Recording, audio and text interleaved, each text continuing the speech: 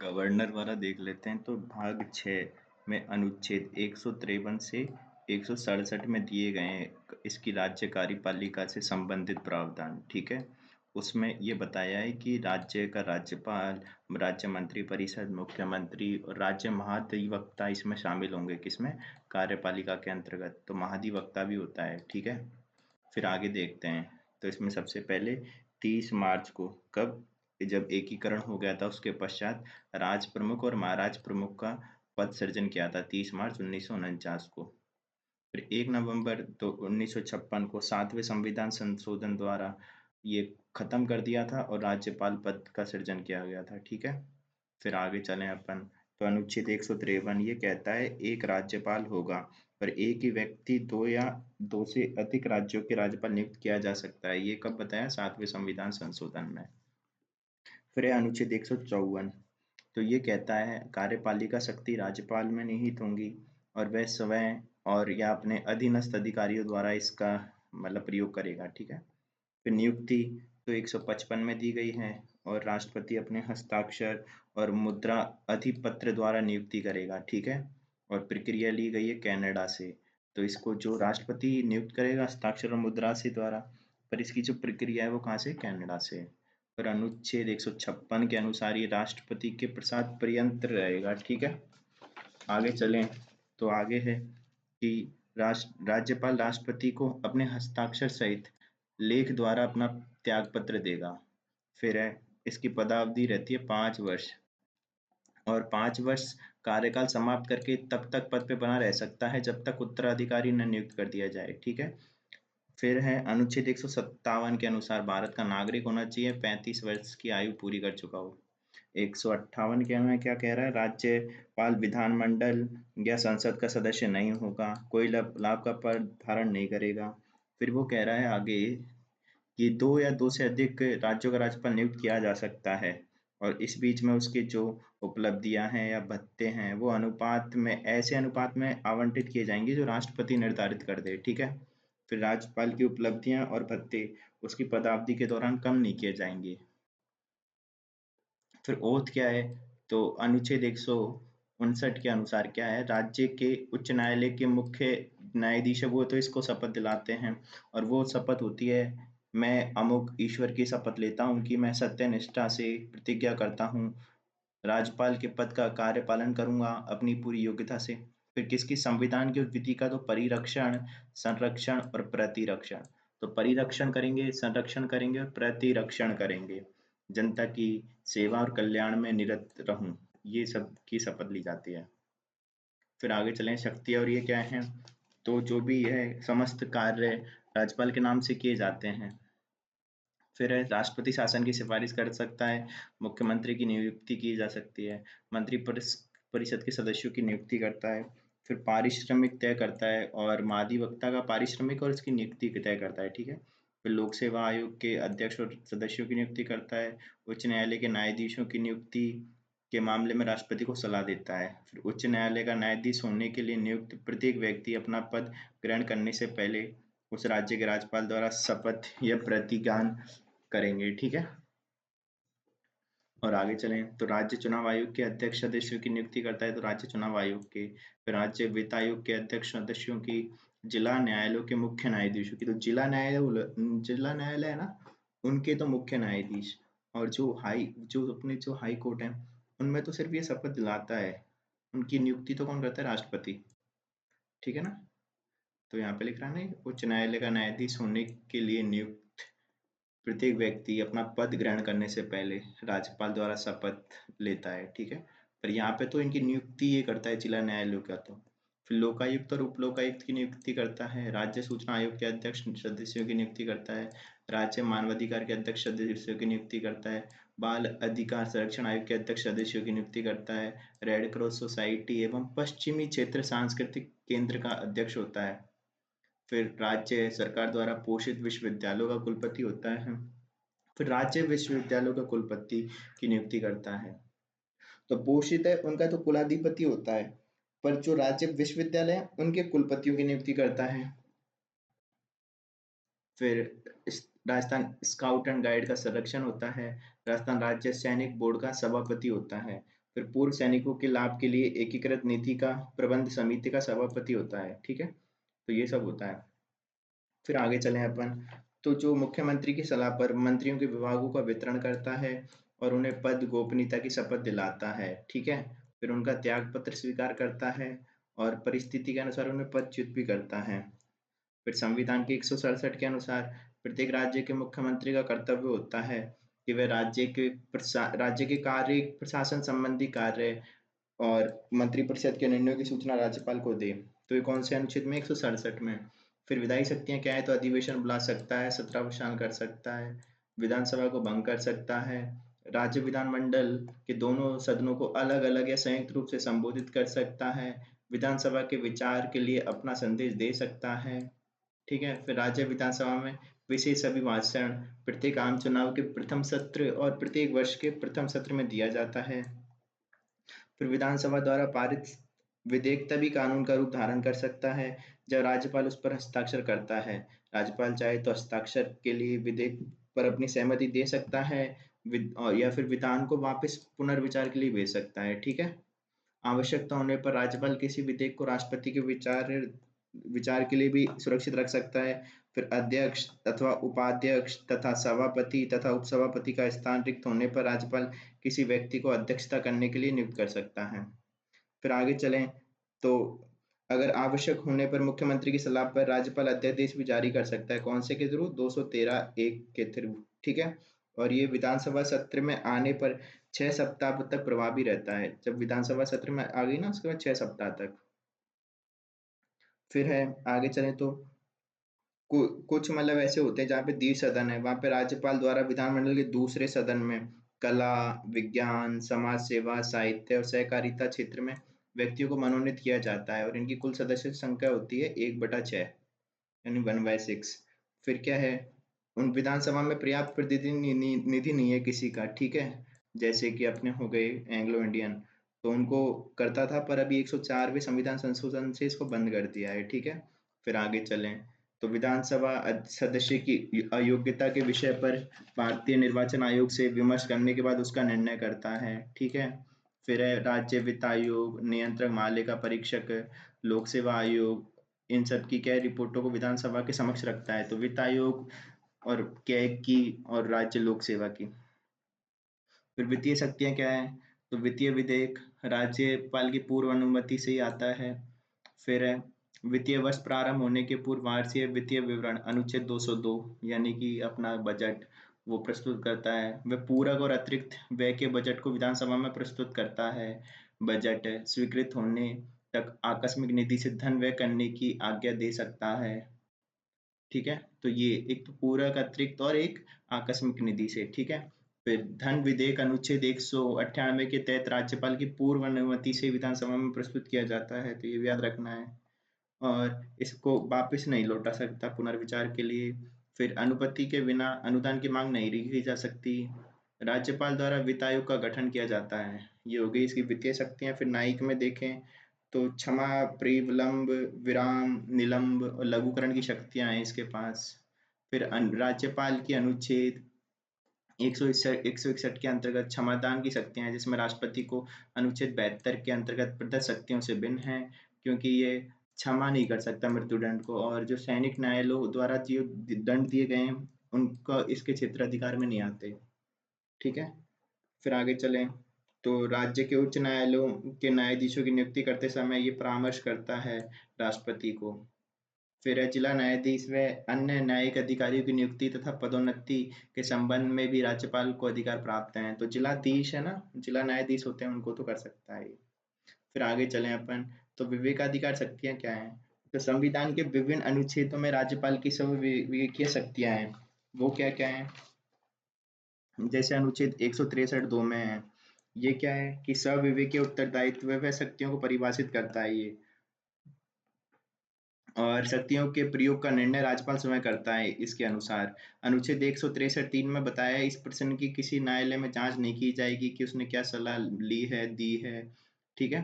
फिर संविधान के विभिन्न अनुच्छेदों में राज्यपाल की सभी विवेकीय शक्तियों का उल्लेख है, जैसे कि राज्यपाल किसी विधेयक को राष्ट्रपति के विचारार्थ भेजने के लिए रोक सकता है, और संविधान तंत्र की विफल होने पे अनुच्छेद 356 के तहत राष्ट्रपति को दे सकता है। फिर कुछ अनुच्छेदों के तहत राष्ट्रपति को कुछ निर्देश देता है, राज्यपाल उन दायित्वों को पूरा करता है, ठीक है? तो यदि संविधान के कुछ अनुच्छेदों के तहत यदि राष्ट्रपति कुछ निर्देश देगा ना राज्यपाल को, तो उनको फिर पूरा करेगा। मुख्यमंत्री से सूचना मंगवा सकता है 167 के तहत। फिर राज्यपाल धन विधेयक को छोड़कर साधारण विधेयक को पुनर्विचार के लिए लौटा सकता है। फिर परिस्थिति जन्य कुछ सविवेक या शक्ति होती हैं, जैसे कि त्रिशंकु विधानसभा है, तो विधानसभा को भंग कर सकता है। स्पष्ट बहुमत ना मिलने पर किसी व्यक्ति को मुख्यमंत्री हेतु आमंत्रित कर सकता है। मंत्रिमंडल द्वारा तैयार अभिभाषण जिसमें पूर्ववर्ती सरकार की आलोचना हो, उस वाक्यांश को अपने विवेक पर पढ़ सकता है या छोड़ सकता है। फिर सरकार पर गंभीर आरोप लगने पर मुख्यमंत्री से इस्तीफा मांग सकता है। अब कुछ निर्णय हैं वो देख लेते हैं। तो एसआर बम्बई में बोला था कि जो राज्य सरकार है भंग करने की केंद्र शक्ति को एक तो सीमित कर देता है ये, ठीक है? इसमें बोला था कि सर्वोच्च न्यायालय के निर्णय ने केंद्र सरकार द्वारा अनुच्छेद 356 के व्यापक दुरुपयोग पर विराम लगा दिया है, तो ये याद रखना है। और कहा था किसी भी राज्य सरकार के बहुमत का निर्णय राजभवन की जगह विधानमंडल में होना चाहिए। राष्ट्रपति शासन लगाने से पहले राज्य सरकार को शक्ति परीक्षण का मौका देना चाहिए। फिर एक था रामेश्वर प्रसाद बनाम भारत सरकार, इसमें बोला था 5 सदस्यों वाली न्यायपीठ थी। उसने बोला था किसी भी दल को स्पष्ट बहुमत नहीं मिलता और कुछ दल मिलकर सरकार बनाने का दावा करते हैं, तो इसमें कोई समस्या नहीं है। उन्हें चुनाव पूर्व उन दलों में गठबंधन हो या ना हो, तो बोली कोई दिक्कत नहीं है, चाहे तुमने पहले गठबंधन किया हो या नहीं किया हो। फिर एक रेबिया बनाम उपाध्यक्ष है, तो ये है, इसमें उच्चतम न्यायालय ने निर्णय दिया था। इसमें बोला था राज्यपाल के विवेक के प्रयोग से संबंधित अनुच्छेद 163 सीमित है। उसके द्वारा की जाने वाली कार्रवाई मनमानी या काल्पनिक नहीं होनी चाहिए, तो ये सीमित करता है उसकी सविवेकी शक्तियों को। और तर्क होना चाहिए और सद्भावना के साथ की गई हों, ठीक है? फिर कुछ सिफारिशें हैं, तो प्रशासनिक सुधार आयोग ने बोला था एक व्यक्ति को एक बार ही राज्यपाल नियुक्त करें और सार्वजनिक और प्रशासन में विशेष योग्यता रखता हो। फिर राष्ट्रपति के दिशा निर्देश के अधीन रहते हुए राज्यपाल अपनी विवेकाधीन शक्ति का प्रयोग करे, ये प्रशासनिक सुधार में बोला। फिर राजभंडार में बोला कि परामर्श के पश्चात राज्यपाल की नियुक्ति करें, कैसे? राज्य सरकार के परामर्श के पश्चात। फिर सरकारियों ने बोला मुख्यमंत्री की सहमति ली जाए नियुक्ति में। फिर प्रशासनिक व सामाजिक प्रतिष्ठा वाला व्यक्ति हो, 5 वर्ष के लिए नियुक्त किया जाना चाहिए, उसका स्थानांतरण नहीं किया जाना चाहिए। और आरक्षित विधेयकों पर राष्ट्रपति 4 माह में निर्णय ले, किसमें बोला? सरकारिया में। फिर राज्यपाल हेतु नियुक्त व्यक्ति केंद्र में सत्तारूढ़ दल का व्यक्ति ना हो और विधानसभा में बहुमत सिद्ध करने का अधिकार दिया जाए राज्यपाल द्वारा मंत्रिमंडल को। फिर वेंकटचलिया में बोला कि एक नियुक्ति समिति बनाई जाए जिसमें प्रधानमंत्री, गृह मंत्री, लोकसभा अध्यक्ष, उपाध्यक्ष, उपराष्ट्रपति एवं राज्य के मुख्यमंत्री शामिल हो। फिर पुंची ने क्या बोला? पुंची ने बोला राज्यपाल को हटाने के लिए महाभियोग प्रक्रिया लाई जानी चाहिए, कार्यकाल 5 वर्ष का हो, नियुक्ति के समय मुख्यमंत्री से विचार विमर्श किया जाए, राष्ट्रपति के प्रसाद पर्यंत जैसे शब्दों को हटा देना चाहिए, विश्वविद्यालय का कुलाधिपति नहीं होना चाहिए और राज्यपाल द्वारा राष्ट्रपति के लिए आरक्षित विधेयक पर 4 माह में निर्णय ले लिया जाए, तो ये इसने बोला। फिर महत्वपूर्ण अनुच्छेद हैं जैसे कि 160। फिर आगे बोला कि कुछ आकस्मिकताओं में राज्यपाल के कर्तव्यों का निर्वहन, तो राष्ट्रपति किसी आकस्मिकता में मतलब उपबंध कर सकेगा जो वह ठीक समझता है उनके कृत्यों के निर्वहन के लिए, किसके? राज्यपाल के कृत्यों के निर्वहन के लिए। फिर समाधान में तो अपन ने देख लिया 161 अनुच्छेद है और आकस्मिकता वाला कौन सा? 160। फिर आगे चले अपन 165 में महाधिवक्ता है, जिसमें बोला था कि नियुक्ति ऐसे व्यक्ति की जो उच्च न्यायालय का न्यायाधीश नियुक्त होने के लिए अहरित हो, ठीक है? और उसकी जो पारिश्रमिक है वो राज्यपाल निर्धारित करेगा। फिर 166 है, उसमें बोला कि सारी जो राज्य सरकार के कार्य संचालन है, एक अनुच्छेद 166 में बोला राज्यपाल के नाम से होंगे। फिर अगर उन पे कोई नियम कानून बनाता है और तो जो उसने बनाया है उस मतलब फॉर्मेट बनाया है उस पे कोई मतलब क्वेश्चन नहीं करेगा, राज्यपाल के नाम से जो भी आदेश निकल रहे हैं उन पे। और 166(3) में बोला है कि सरकार के कार्य सुविधाजनक ढंग से संचालन हो और काम मंत्रियों के बीच में सही से आवंटन हो, तो इसके लिए वे कार्य कर सकता है, ठीक है? फिर अनुच्छेद 168 है जिसमें बोला है राज्य के विधानमंडल का गठन, तो उसमें बोला है एक विधानमंडल होगा जो राज्यपाल से मिलकर बना होगा।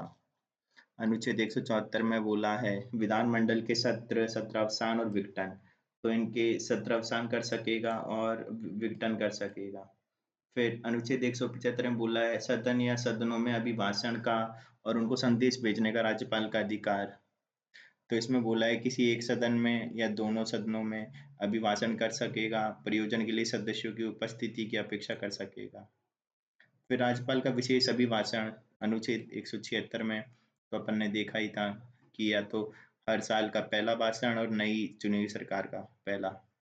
फिर अनुच्छेद 188 तो सदस्यों द्वारा शपथ या प्रतिज्ञान तो राज्य की विधानसभा या विधान परिषद का प्रत्येक सदस्य अपना स्थान ग्रहण करने से पहले या तो राज्यपाल और उसके द्वारा नियुक्त व्यक्ति के समक्ष तीसरी अनुसूची में जो प्रारूप दिया गया है उसके अनुसार शपथ लेगा। ठीक है।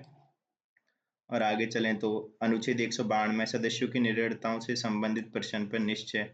तो अगर यदि प्रश्न उठता है विधानमंडल के किसी सदन का कोई सदस्य अनुच्छेद 191 के खंड 1 में वर्णित किसी निरर्थता से ग्रस्त है तो राज्यपाल को निश्चय करने के लिए निर्दिष्ट किया गया है और उसका निर्णय ही अंतिम होगा और इसके लिए वे निर्वाचन आयोग की राय लेगा और ये राय उस राय के अनुसार ही उसको कार्य करना होगा। ठीक है। फिर अनुच्छेद 200 है जिसमें बताया है कि विधेयकों पर स्वीकृति कैसे देगा। तो बोलते हैं 201 में तो जब कोई विधेयक राज्यपाल के समक्ष प्रस्तुत किया जाता है तो उस पर वो अनुमति दे सकता है, रोक सकता है या विधेयक को राष्ट्रपति के लिए आरक्षित रख सकता है। ठीक है। फिर आगे बोला है कि धन विधेयक को पुनर्विचार के लिए लौटा सकता है पर अन्य विधेयक को नहीं लौटा सकता। ठीक है। और फिर आगे बोल रहे हैं कि राष्ट्रपति के लिए जो आरक्षित है उसको भी आज राष्ट्रपति के लिए आरक्षित रख सकता है। ठीक है। 203 में बोला है ये चीज। फिर विचार के लिए आरक्षित विधेयक है उसको देख लेते हैं। तो जब कोई विधेयक राज्यपाल द्वारा राष्ट्रपति के विचारार्थ सुरक्षित रखा जाता है तब राष्ट्रपति या तो उस पर कार्य घोषित करेगा कि वह विधेयक अनुमति देता है या अनुमति रोक सकता है। ठीक है। परंतु जहां विधेयक धन विधेयक नहीं है वहां राष्ट्रपति राज्यपाल को निर्देश दे सकता है कि विधेयक को राज्य विधानमंडल के सदन या दोनों या सदनों को ऐसे संदेश सहित लौटा दे और जब विधेयक इस प्रकार लौटा दिया जाता है तो सदन दोनों सदन ऐसे संदेश की प्राप्ति की तारीख से 6 माह की अवधि के भीतर उस पर पुनर्विचार करेंगे। यदि वह सदन या सदनों का संशोधन सहित या उसके बिना पुनः पारित कर दिया जाता है तो राष्ट्रपति के विचारार्थ पुनः प्रस्तुत किया जाएगा। ठीक है।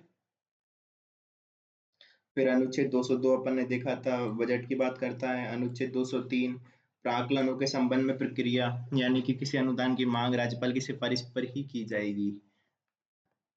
फिर अनुच्छेद 205 अनुपूरक अतिरिक्त और अधिक अनुदान की बात करता है जिसमें बोलना यथा स्थिति राज्य के विधानमंडल के सदन या दोनों सदनों के समक्ष उस व्यय की प्राक्कलित रकम को दर्शित करने वाला दूसरा विवरण रखवाएगा या राज्य की विधानसभा में ऐसे आर्थिक के लिए मांग प्रस्तुत करवाएगा। फिर अनुच्छेद 207 है जिसमें वित्त विधेयक के बारे में विशेष उपबंध है जिसमें बताया अनुच्छेद 199 खंड के अनुच्छेद 199 खंड 1 उपखंड के और उपखंड 6 में भी निर्दिष्ट किसी विषय के लिए उपबंध करने वाला विधेयक या संशोधन राज्यपाल की सिफारिश से ही पुनः स्थापित या प्रस्तावित किया जाएगा, अन्यथा नहीं। ऐसा उपबंध करने वाले विधेयक विधान परिषद में पुनः स्थापित नहीं किया जाएगा। ठीक है। तो ये वित्त विधेयक के लिए बात हो गई। फिर 208 में प्रक्रिया के नियम है तो वो कह रहा है कि विधानसभा के अध्यक्ष परिषद के सभापति से परामर्श करने के पश्चात दोनों सदनों में जो अगर कोई क्रियाएं चल रही हैं कोई नियम कानून है उनके लिए नियम बना सकता है। ठीक है। प्रक्रिया के लिए राज्यपाल। फिर अनुच्छेद 213 में अध्यादेश की अपन ने बात की थी तो इसको हटा लेते हैं और 6 माह की समाप्ति तक वो करना होता है अपन ने देखा था। फिर अनुच्छेद 299 ये क्या है तो संविधाएं हैं संघ या राज्य की कार्यपालिका शक्ति के प्रयोग में किए गए सभी संविधाओं को राष्ट्रपति या राज्यपाल द्वारा की गई कहा जाएगा। ठीक है। फिर अनुच्छेद 333 में आंग्ल भारतीय समुदाय का प्रतिनिधित्व की बात की थी अपन ने देख लिया था। फिर अनुच्छेद 341 एक जो अनुसूचित जातियां हैं उनकी बात करता है जिसमें वो कहता है कि जिन्हें संविधान के प्रयोजन के लिए राज्य के संबंध में अनुसूचित समझा जाए तो इनकी मतलब सलाह देगा राष्ट्रपति को कि इनको ले लें और इसमें भी एसटी को देते हैं कि इनको ले लें। तो राष्ट्रपति राज्यपाल के परामर्श पश्चात लोक अधिसूचना द्वारा उन जातियों जनजातियों और समुदाय अथवा जनजातीय या जनजाति समुदाय के भागों या उनमें यूथ यूथों का विनिर्दिष्ट कर सकेगा जिन्हें संविधान के प्रयोजन के लिए राज्य के संबंध में अनुसूचित जनजातियां समझा जाए या फिर अनुसूचित जातियां समझा जाए। फिर अनुच्छेद 244 है जो अनुसूचित क्षेत्र और जनजातीय क्षेत्रों की प्रशासन की बात करता है, जिसमें 244 एक कहता है कि असम, मेघालय, त्रिपुरा, मिजोरम के अतिरिक्त अन्य राज्यों में अनुसूचित क्षेत्रों पर 5वीं अनुसूची के प्रावधानों को लागू करता है। तो इन चारों के अलावा फिर अनुच्छेद 244 तो उपयुक्त राज्यों की छठी अनुसूची के प्रावधानों को लागू करता है। तो ये छठी अनुसूची करता है और ये किस पे करता है? 5वीं पे। 244 एक 5वीं पे, 244 दो छठी पे। फिर जनजातीय सलाहकार परिषद होती है, तो ये राष्ट्रपति अनुसूचित क्षेत्रों को अधिसूचित करते हैं और अनुसूचित क्षेत्रों वाले राज्य अनुसूचित जनजाति कल्याण संबंधी मामलों पर राज्यपाल को सलाह देने के लिए एक जनजातीय सलाहकार परिषद बनाते हैं। तो ये तो राष्ट्रपति ने तो इनको अधिसूचित कर दिया, और जहाँ पे ये जिन क्षेत्र हैं, जिन राज्यों में हैं, वो एक ऐसी परिषद बनाएंगे और वो राज्यपाल को सलाह देंगे। और इसमें क्या होंगे? 20 एसटी सदस्यों वाली जनजातीय सलाहकार परिषद का गठन करना अनिवार्य है। ठीक है। फिर आगे चले तो एसटी के कल्याण के संबंध में भेजे गए मामलों पर राज्यपाल को सलाह देती है ये वाली जो सलाहकार परिषद है। और राज्य अनुसूचित क्षेत्रों के प्रशासन के संबंध में प्रत्येक वर्ष राष्ट्रपति को एक रिपोर्ट प्रस्तुत करता है। तो राज्यपाल फिर जैसे उनको सलाह तो दे देते हैं कि ये करो, फिर राज्यपाल जो जो काम हुए हैं उनकी एक रिपोर्ट राष्ट्रपति को भेजता है। फिर पैसा आया था, ये किस पे आया था? बूरिया समिति उसकी सिफारिश पे आया था, बूरिया कमेटी की सिफारिश पर। फिर आगे चले 361 राष्ट्रपति और राज्यपाल और राज्य प्रमुखों का संरक्षण। तो 361 में तो बोला है कि अपने पद की शक्तियों के प्रयोग और कर्तव्यों के पालन के लिए शक्तियों का प्रयोग और कर्तव्यों का पालन करते हुए अपने द्वारा किए गए या किए जाने वाले किसी कार्य के लिए किसी न्यायालय के लिए उत्तरदायी नहीं होगा। फिर किसी प्रकार की दांडिक कार्यवाही नहीं चलेगी, दांडिक कार्यवाही पदावधि के दौरान। ठीक है। फिर पदावधि के दौरान गिरफ्तारी या कारावास के लिए किसी न्यायालय के द्वारा कोई आदेश नहीं निकाल सकते। और अगर सिविल कार्यवाही में है कोई, ये पद ग्रहण से पूर्व की है, पद ग्रहण के बाद की है, तो तब तक चालू नहीं की जाएगी जब तक उनको 2 माह की मतलब मोहलत नहीं देते, उनको बता नहीं देते 2 महीने पहले।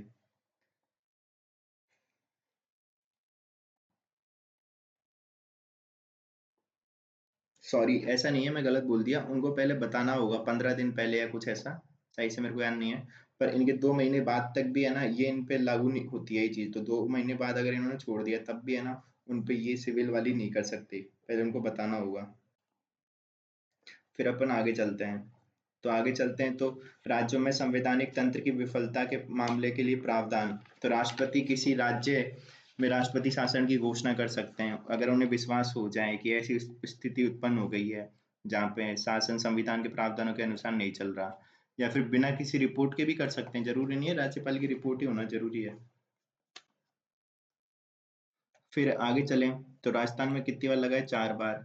पहली बार लगा था 13 मार्च 1967 से 26 अप्रैल 1967, 45 दिन का था, सबसे छोटा था। चौथी विधानसभा में लगा था, संपूर्णानंद ने लगाया था, खत्म किया था सरदार हुकुम सिंह ने।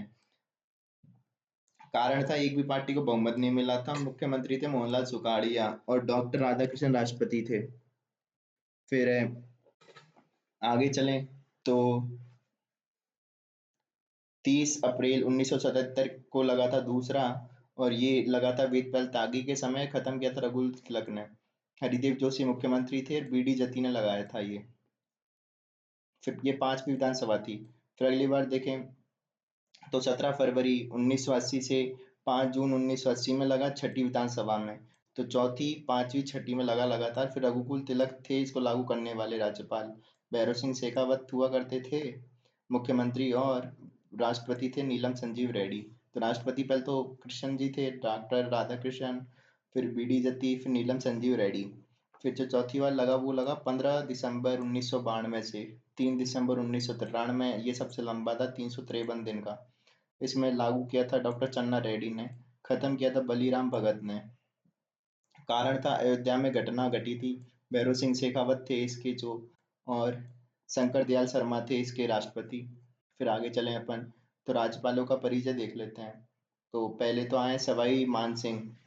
तो ये क्या थे? ये राजस्थान के जो राइफल, सॉरी, राजस्थान की जो अवैतनिक लेफ्टिनेंट जनरल थे, मतलब इनको वेतन नहीं मिलता था पर ये लेफ्टिनेंट जनरल की उपाधि ले रखे थे। फिर बनारस हिंदू विश्वविद्यालय के कोर्ट की वंशानुगत सदस्य थे। इंडियन पोलो एसोसिएशन के ये अध्यक्ष भी रहे हैं। मयो कॉलेज अजमेर की जनरल काउंसिल के अध्यक्ष रहे हैं। फिर पोलो के विश्व विख्यात खिलाड़ी थे ये, और इन्होंने 1957 में डिबले में विश्व गोल्ड कप चैंपियनशिप जीती थी। फिर आगे चलते हैं सरदार गुरमुख निहाल सिंह। तो ये काशी हिंदू विश्वविद्यालय, अहमदाबाद में एक HL वाणिज्य महाविद्यालय, राम जस कॉलेज दिल्ली और श्री राम कॉलेज दिल्ली के प्राचार्य रहे हैं। दिल्ली विधानसभा के सदस्य रहे हैं, विधानसभा उपाध्यक्ष भी रहे हैं। दिल्ली विधानसभा का अस्तित्व समाप्त होने से पूर्व ये क्या मुख्यमंत्री भी रहे हैं। ठीक है। फिर संपूर्णानंद, तो ये क्या है, ये डूंगरपुर महाविद्यालय बीकानेर के प्राचार्य रहे हैं। असहयोग आंदोलन में इन्होंने भाग लिया है। दर्शन शास्त्र के ये व्याख्याता रहे हैं। काशी विद्यापीठ से भी जुड़े थे। ये शिक्षा मंत्री रहे हैं। उत्तर प्रदेश सरकार में शिक्षा, वित्त, गृह और श्रम मंत्री रहे हैं। ठीक है। फिर 1954 में ये उत्तर प्रदेश के मुख्यमंत्री भी रहे हैं। इन्होंने किताब लिखी थी समाजवाद, और इन्होंने चीन युद्ध के समय राज्यपाल रहे थे ये, और सांगानेर में खुली जेल का निर्माण करा था कि इन्होंने, डॉक्टर संपूर्णानंद ने।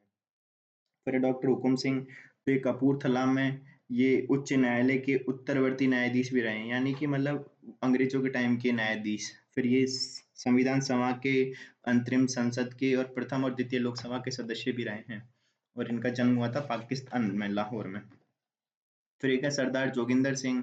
तो ये नेशनल राइफल एसोसिएशन के मानद महासचिव रहे हैं। कृषि आयोग के सदस्य रहे हैं। राज्यसभा के गृह समिति के अध्यक्ष भी रहे हैं। उड़ीसा के राज्यपाल रहे हैं। संविधान सभा, अंतरिम संसद और लोकसभा, राज्यसभा के सदस्य रहे हैं। तो वो राज्यसभा के सदस्य नहीं थे। कौन? हुकुम सिंह राज्यसभा के नहीं थे, पर जोगिंदर सिंह तो राज्यसभा के भी हैं। फिर श्री रघुकुल तिलक आए। तो इन्होंने सरकारी नीतियों के विरुद्ध में 1932 में त्यागपत्र दिया था। गोलमेज सम्मेलन के दौरान इन्होंने गिरफ्तारी भी दी थी, और ये फिर उत्तर प्रदेश के संसदीय सचिव नियुक्त हुए थे, और रेलवे सेवा चयन आयोग के उत्तर क्षेत्र के अध्यक्ष रहे हैं। राजस्थान लोक सेवा आयोग के सदस्य रहे हैं। काशी विद्यापीठ के उप कुलपति का पद रहा है, और राष्ट्रपति शासन रहा था इनके टाइम पे, और इन्हें बर्खास्त भी किया गया था। फिर आगे चलें तो आगे हैं Air Chief Marshal OP Mehra. OP Mehra ji हैं ये, तो भारतीय वायुसेना में ये पायलट हुआ करते थे। पद्म विभूषण से सम्मानित हैं। इंस्टीट्यूट ऑफ आर्मामेंट टेक्नोलॉजी के डीन रहे हैं। HAL के अध्यक्ष रहे हैं।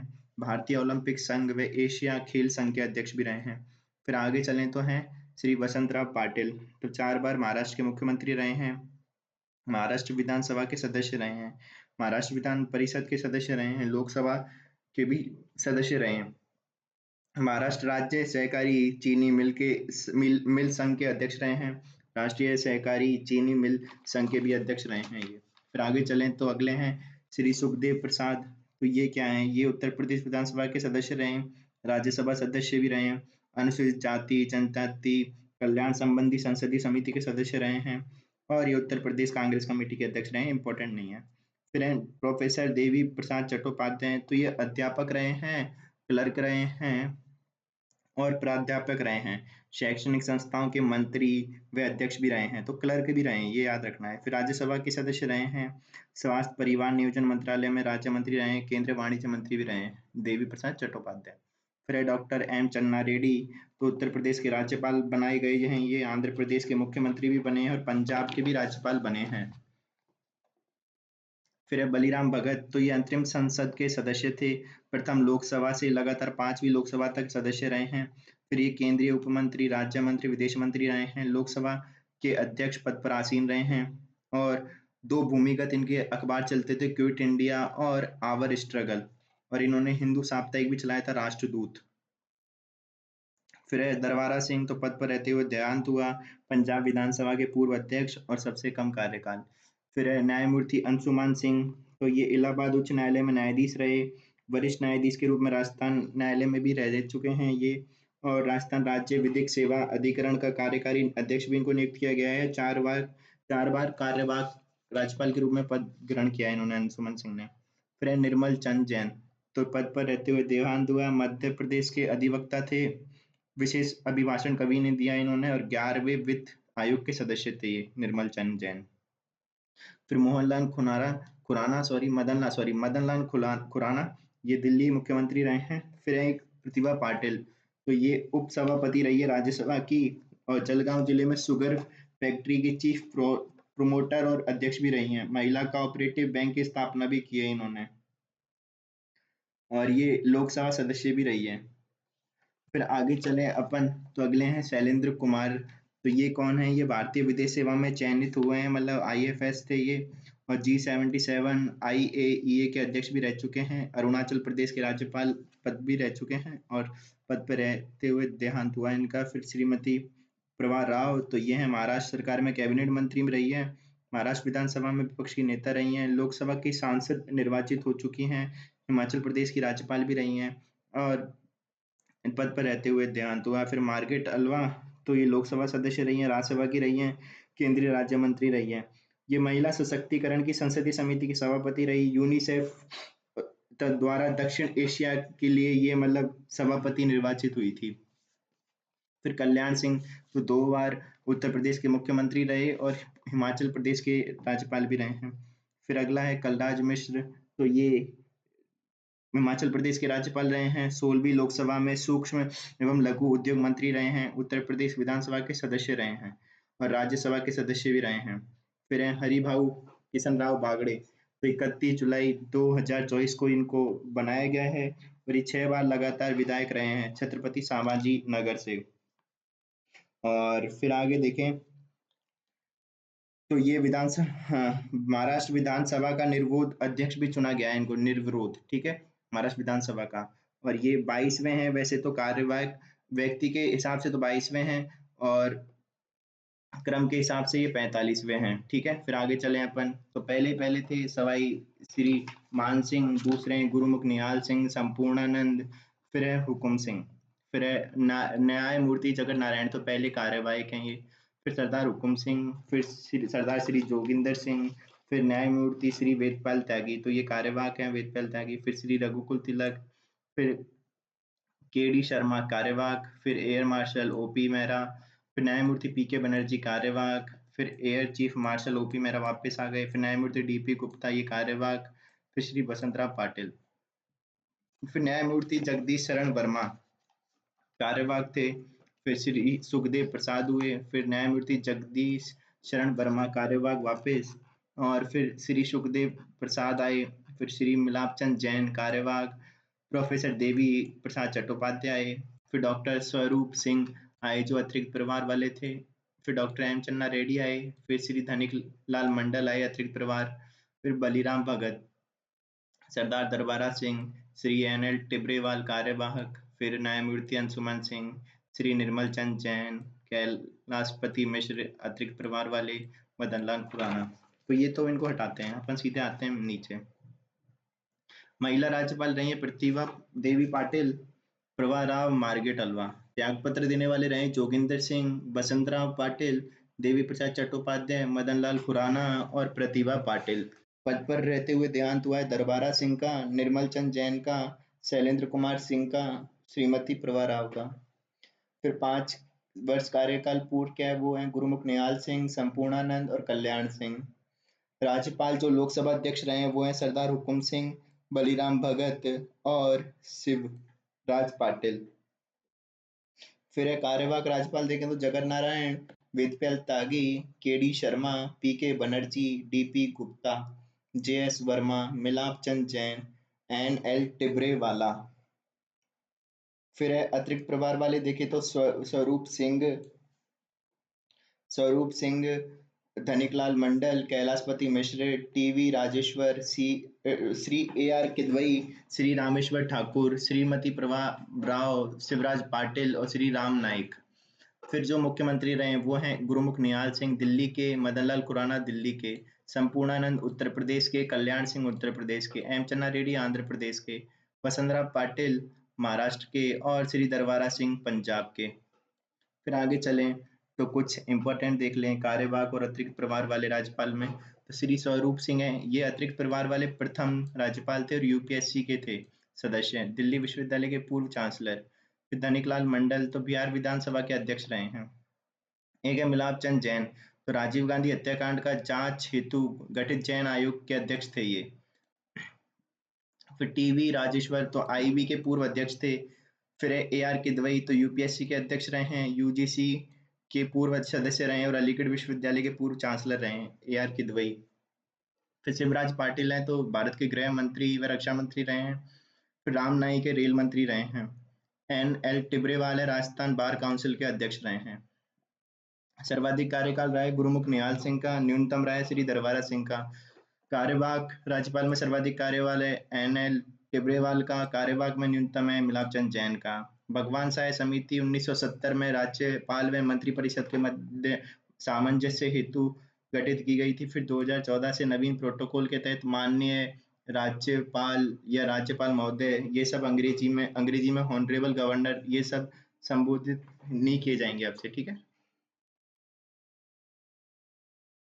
फिर किए जाएंगे, मतलब यही है, किए जाते हैं। तो माननीय राज्यपाल या राज्यपाल महोदय या फिर हॉनरेबल गवर्नर, ये किए जाएंगे, ठीक है। महामहिम वगैरह नहीं किए जाएंगे। फिर आगे चले तो राजस्थान रिलीज फंड की स्थापना की थी 1975 में। राज्यपाल सचिवालय का प्रमुख भारतीय प्रशासनिक सेवा का अधिकारी होता है, ठीक है, इसके सचिवालय का। फिर इंफॉर्मेशन पोर्टल श्री कलराज मिश्र ने चलाया था। इन्फॉर्मर्स इन्फॉर्मेट्स जो भी है ये। फिर है 2014 से 2023 तक कुल अध्यादेश जारी किए हैं कितने, 35, और सर्वाधिक अध्यादेश हुए हैं 49। वो कब हुए थे, 1949 में।